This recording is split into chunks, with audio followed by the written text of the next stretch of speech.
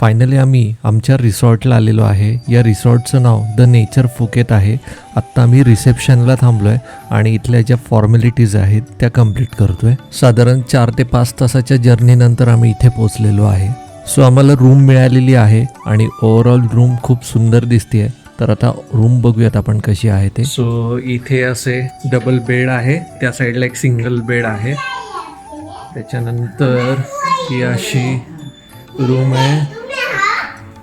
इथे जे आहे थोडंसं स्टडी टेबल आणि इथे युनिट दिलेलं आहे. इथे आहे टी व्ही आणि हे जे आहे तर हे बाथरूम आणि इथे वॉश बेसिन आहे. सो हे ओपन बाथरूम आहे.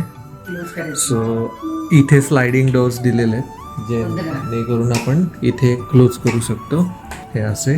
सो ओव्हरऑल ही अशी रूम आहे आणि इथनं व्ह्यू काय आहे ते बघूयात आपण. सो इकडनं असा व्ह्यू आहे. तिकडे सी आहे. इथे सगळे माउंटन्स वगैरे आहेत जे आता नाही दिसणार, पण इथे आपण बीच बघूयात दिसतोय का. सो हा जो आहे तो बीच आहे. अजून क्लोजअप बघूयात. सो सकाळी आपल्याला इथनं खूप सुंदर व्ह्यू मिळेल आणि इकडे सगळे माउंटन्स वगैरे आहेत. सो ओव्हरऑल हे असं आहे. सो अशी आमची रूम आहे आणि ओव्हरऑल इथे 3 नाईट्सचा स्टे आहे. तर उद्या सकाळी आपल्याला फिफी आयलँडचं टूर करायचं आहे. तर सकाळी 7 वाजता उठायचे. आता आम्ही इथे थोडंसं फ्रेश होणार आहे आणि इथलं जे रेस्टॉरंट आहे तिथे जाऊ किंवा मग बाहेर कुठे जाता आलं तर तिथे जाणार आहे. सो आजचा जो दिवस आहे तो बऱ्यापैकी पूर्ण आपला याच्यामध्ये ट्रॅव्हलिंगमध्येच गेला. सो तिकडनं आम्ही निघालो आणि आता साधारण 7:45 वाजलेले आहेत. सो ऑलमोस्ट 4 तास लागले बाय रोड पोचायला, कारण आज भरपूर पाऊस होता आणि खूप सारं ट्रॅफिकसुद्धा आम्हाला इथे लागलेलं आहे. सो इथे मिरर हवा असेल तर इथे असं हा पॅनल स्लाईड केला की मिरर येतो आणि मग हे वॉश बेसिन वगैरे आहे.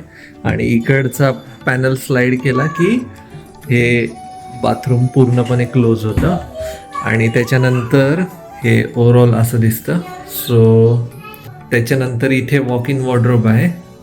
सो हा आहे वॉक इन वॉर्डरोब. इथे सेफ आहे.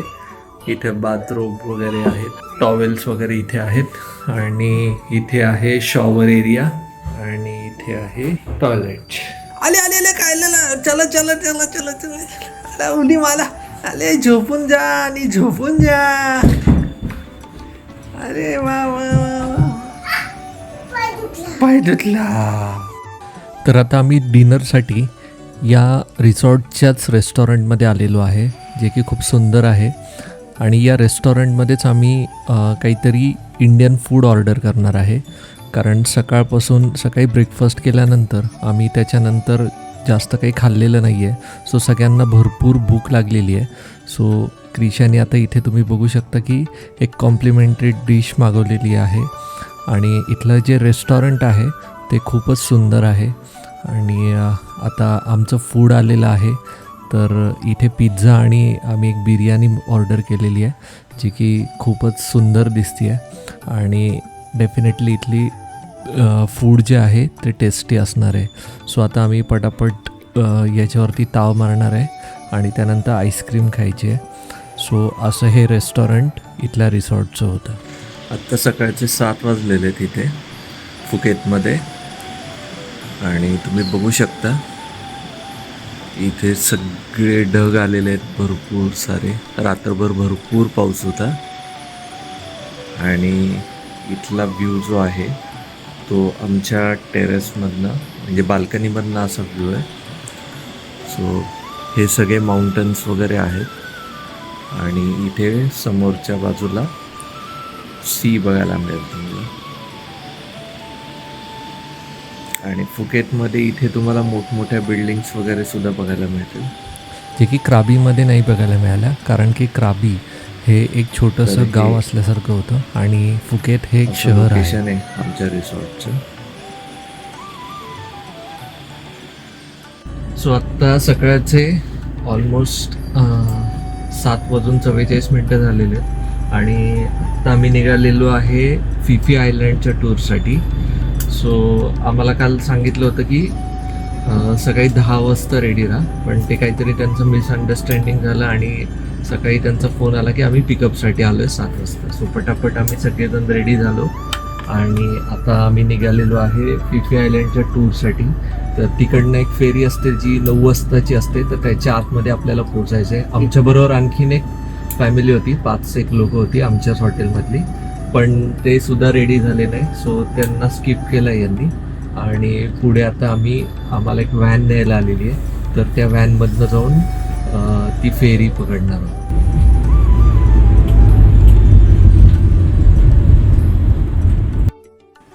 तर आता आपण या स्पॉटला पोचलेलो आहे आणि आपल्याला इथे फिफी आयलंडवरती जाताना कोणकोणत्या गोष्टीची काळजी घ्यायची आहे, कोणकोणते स्पॉट्स बघायचे आहेत आणि या टूरबद्दलची सगळी इन्फॉर्मेशन आणि कोणकोणत्या गोष्टी आपल्याला बघायला मिळणार आहेत ते सगळं इथे आपल्याला याचे जे काही प्रेझेंटेशन आहे ते आत्ता आपल्याला बघायला मिळतं आहे. आणि हे प्रेझेंटेशन झालं की आपण आपल्या शिपवरती जाणार आहोत.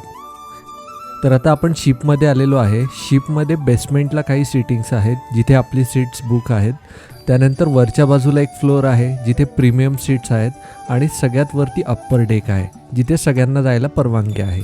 शिपमध्ये आपल्याला चहा, कॉफी वगैरे मिळतं आणि बाकी गोष्टी तुम्ही परचेस करू शकता. बेसमेंटला साधारण एक 80 ते 100 लोक बसतात, एवढी मोठी कपॅसिटी आहे. तर आत्ता आपण शिपचा जो मिडलचा जो फ्लोअर आहे तर तिथे बॅक साईडला एक डेक आहे, तर त्या डेकवरती आलेलो आहे. आणि जसं मी तुम्हाला मगाशी म्हटलं होतं की मिडल डेकवरती काही प्रीमियम सीट्स आहेत, तर ते अशा पद्धतीचं आहेत.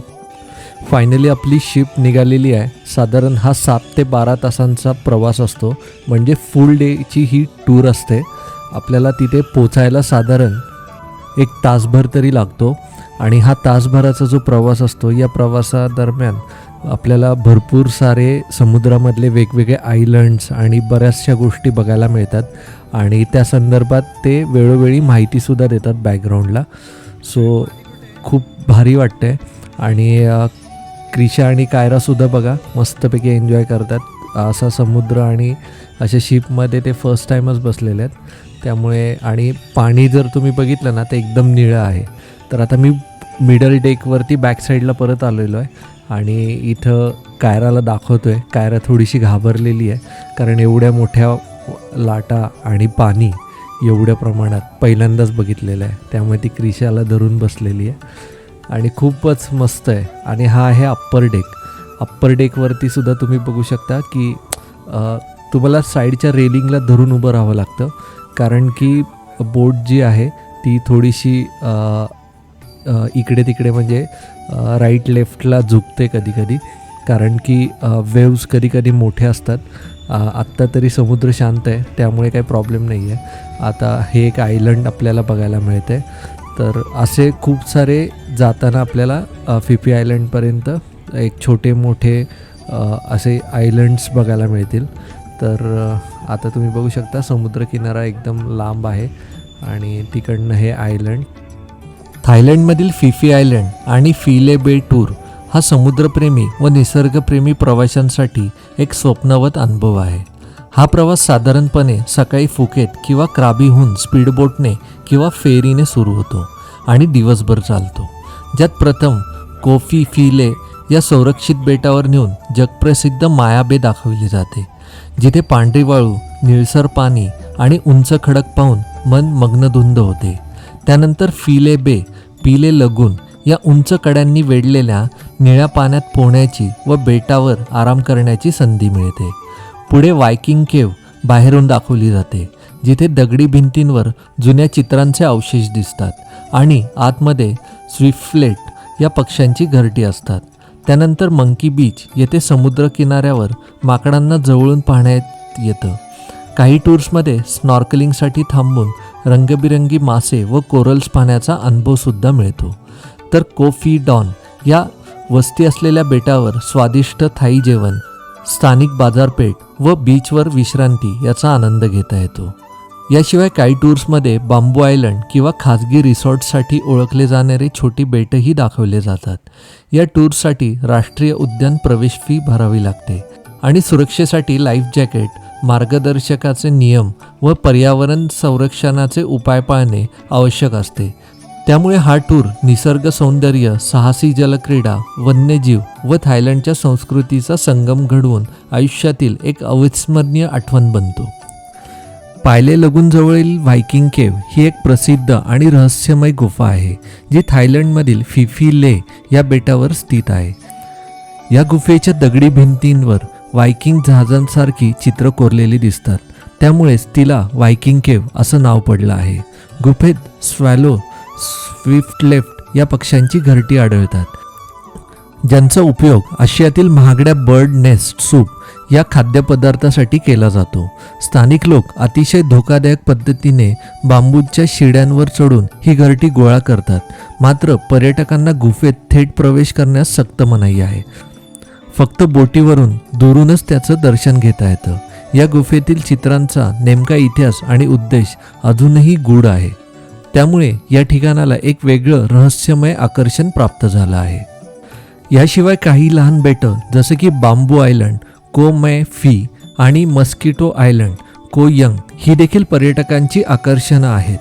यापैकी मस्किटो आयलंडचा काही भाग एका खाजगी कंपनीने विकत घेतला असून तो भाग पर्यटकांसाठी बंद आहे. तिथे भविष्यात खाजगी रिसॉर्ट किंवा लक्झरी प्रकल्प होण्याची शक्यता आहे. तर आता आपण फिफी ले बे बघून फिफी आयलंडला जाणार आहे आणि हे जे आयलंड आहे याला पूर्णपणे आपण वळसा घालून आपण फिफी आयलंडवरती पोचणार आहोत आणि मग तिथे आपल्याला जेवायची वगैरे सोय असणार आहे. या टूरमध्येच त्या सगळ्या गोष्टी इन्क्लूड असणार आहेत. तर आता हे आयलंड्स जसे जवळ आले तर तसे सगळे प्रवासी जे आहेत ते टॉप डेकवरती आले होते आणि अचानकच थोडंसं क्लायमेट खराब झालं आणि तुम्ही बघू शकता भरपूर पाऊस आला आहे आणि वेव्ससुद्धा खूप मोठमोठ्या यायला लागलेल्या आहेत. तर आता लवकरच आपण फिफी आयलंडवरती पोचणार आहोत आणि तिथे पोचल्यानंतर मी पुढचा प्रवास दाखवतो. फेरी तिकडनं आपण इकडं आलेलो आहे. सो आता आपण चाललेलो आहे रेस्टॉरंटमध्ये आणि तिथे जेवायचे आणि त्याच्यानंतर पाण्यामध्ये खेळायचे. दिसली का पाण्यात आहे ना फिशी दिसली आम्हाला फिशी.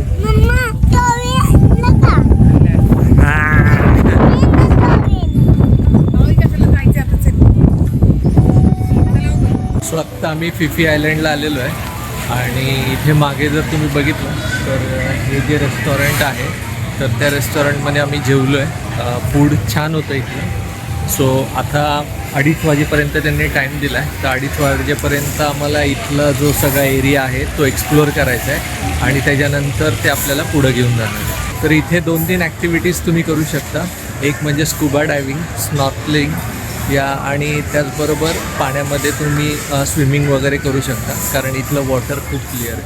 तुम्ही इथे बघू शकता की या बंदरावरती काही स्पीड बोट्स वगैरे लागलेल्या आहेत आणि त्या बाजूला आपली जी मोठी बोट आहे ती लागलेली आहे. फायनली शीतलचं पण जेवण झालेलं आहे, गप्पा मारून झालेल्या आहेत ते कुठल्या तरी एका नवीन फॅमिलीशी.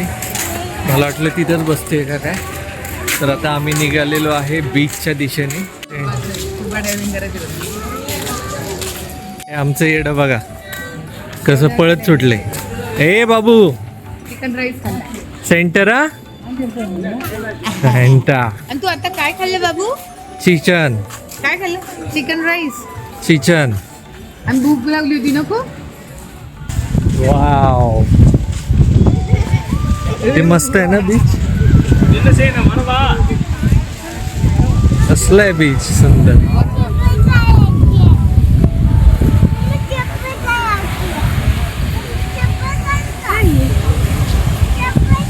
काढू पुढे जाऊ.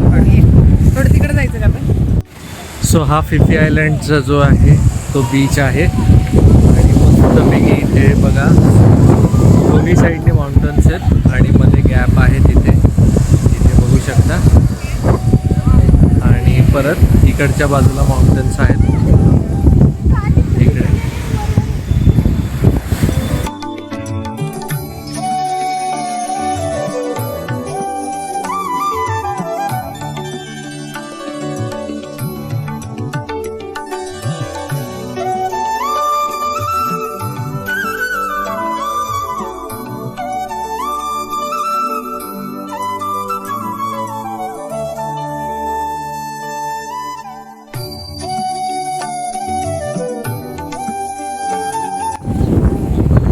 पाणी आलं काही.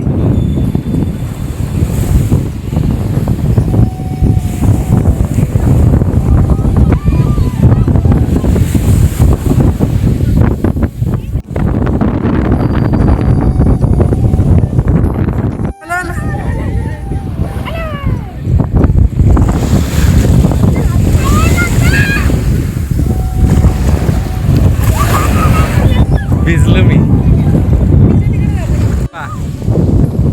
काय येऊ क्रिशू.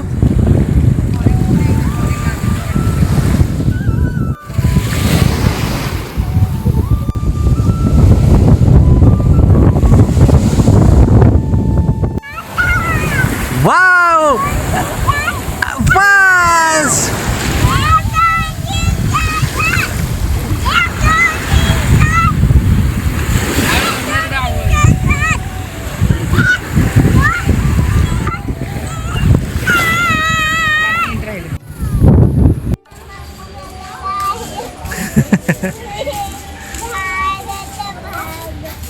हा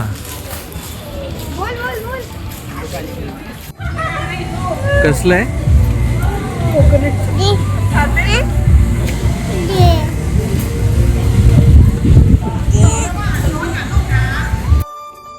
साधारण 2-2.5 तासाच्या हॉल्टनंतर आम्ही आमचा परतीचा प्रवास आता सुरू करणार होतो. आणि मग बोटमध्ये जाऊन बसलो तर एवढं वारं सुटलं होतं जोरात. आणि मग आम्ही बोटचं जे डेक आहे त्याच्या स्टेअरकेसवरती जाऊन बसलो. आणि हा जो वारा होता इतका जबरदस्त होता, त्याच्यामध्ये कायरा आणि क्रिशाला खूप भारी वाटत होतं. तर आता परत हॉटेलला जायची वेळ झाली आणि आम्ही पुन्हा फेरीने निघणार होतो. साधारण 1.5 तास आम्हाला पोचायला लागणार होता. पण जाताना अचानक खूप जोराचा पाऊस आणि वादळ आलं. सगळे बोटीच्या डेकवरून आतल्या बर्थमध्ये गेले. आणि नुकतीच काही दिवसांपूर्वी एक घटना घडली होती. ह्या प्रवासादरम्यान एका वादळी वाऱ्यामध्ये एक बोट बुडाली होती. त्यामुळे थोडं भीतीचं वातावरण होतं. पण समुद्रामधलं वादळ कशा प्रकारचं असतं त्याचासुद्धा अनुभव आम्हाला घेता आला. मग एकदाचे आम्ही सुखरूप बंदरावर पोचलो आणि व्हॅनने आम्हाला हॉटेलला सोडलं.